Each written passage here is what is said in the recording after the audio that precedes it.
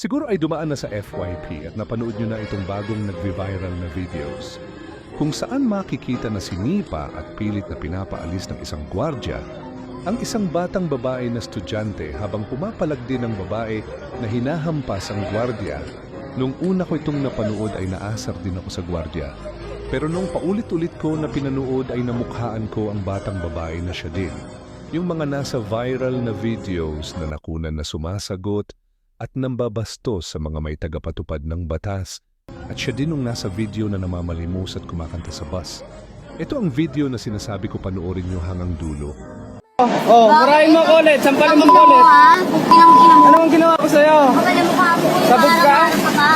Bangag ka? Bakit ikaw? Sorry ah.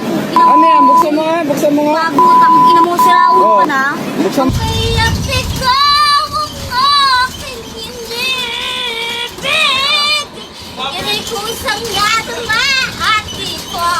Pinilit sa katunayan na Para sa akin, mali yung ginawa ng gwardya na sinipa niya ang babae pero sa kabilang banda, ginagawa lang naman ng tao ang trabaho niya at baka napuno na din siya sa bunganga ng babae.